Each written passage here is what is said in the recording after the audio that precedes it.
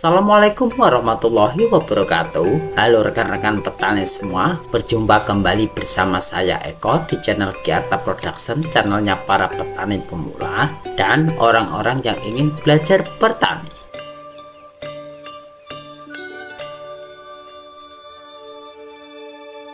Nah, supaya kita bisa menjadi petani yang sukses, kita harus berpikiran ke depan dan yang berpikiran profesional. Artinya, menjadi petani yang cerdas itu bisa mensiasati dan memiliki berbagai solusi dalam mengolah lahan pertanian kita, ya kan?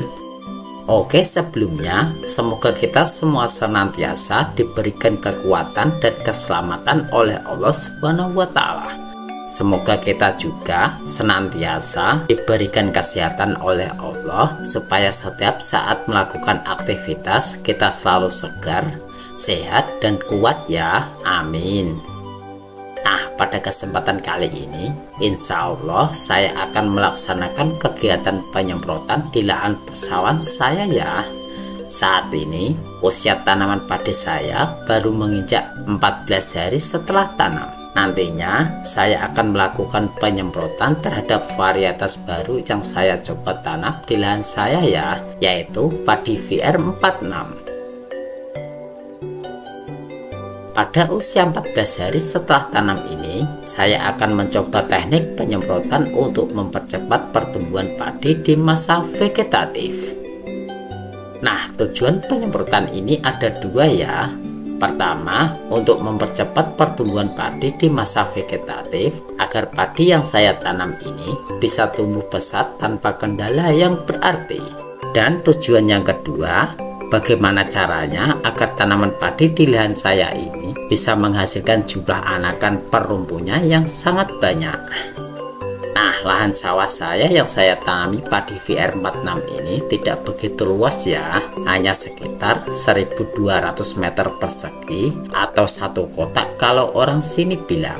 Oke, dengan lahan yang sedikit ini, kita perlu mencari cara untuk meningkatkan jumlah anakan padi agar hasilnya bisa maksimal, ya kan?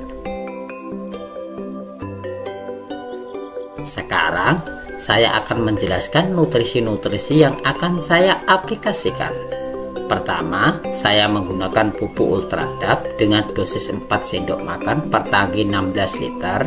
Pupuk ini mengandung nitrogen 12% dan fosfat sebanyak 60%. Fosfat ini penting sekali untuk memacu pertumbuhan pada fase vegetatif ya. Dan saya juga menggunakan pupuk Java Green dengan dosis 2 sendok makan per tangki 16 liter. Pupuk ini mengandung unsur mikro penting bagi tanaman padi. Selain itu, ada juga neokrestalon boron yang mengandung unsur mikroboron yang sangat diperlukan untuk pembentukan dinding sel bagi tanaman padi. Saya menggunakan pupuk neokrestalon ini dengan dosis 2 sendok makan juga ya. Nah, boron ini membantu tanaman dalam pembentukan dinding sel pada batang tanaman. Penggunaan boron ini sangat penting meskipun kita menggunakan dosis yang sedikit sekalipun ya. Terakhir, saya menggunakan Super Zinc Fertilizer untuk mencegah stagnasi pada tanaman padi, terutama saat pindah tanam ya. Ini bisa membantu tanaman menyerap unsur hara dengan cukup baik. Nah, untuk dosisnya kita bisa gunakan satu tutup botolnya saja per tangki yang 16 liter. Lalu kapan sih waktu aplikasi atau penyemprotan yang tepat?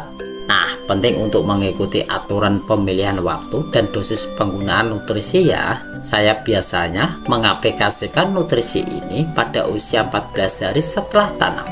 Untuk dosisnya sudah saya sebutkan tadi ya. Dan untuk waktu aplikasi yang tepat, sebaiknya kita semprotkan di pagi hari jam setengah 6 sampai jam 9 pagi. Karena apa? Karena jika kita menyemprotkannya terlalu siang, mulut daun atau stomata daun akan tertutup dan nutrisi yang kita semprotkan tidak bisa terserap oleh tanaman padi. Dengan kata lain, nutrisinya akan terbuang sia-sia ya. Nah, proses pencampuran nutrisi juga perlu diperhatikan. Pastikan nutrisi yang berbentuk kristal atau bubuk larut sempurna dalam air. Saya biasanya menggabungkan nutrisi ini dalam satu ember dan mengaduknya terlebih dahulu hingga merata untuk memastikan setiap nutrisi larut dan tercampur dengan baik.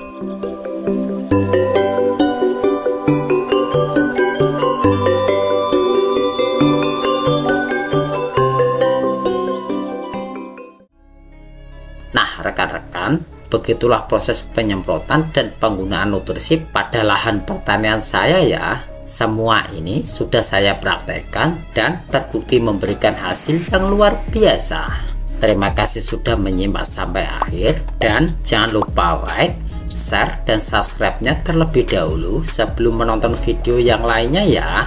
Saya Eko, terima kasih sudah menonton hingga akhir. Dan salam sukses petani Indonesia.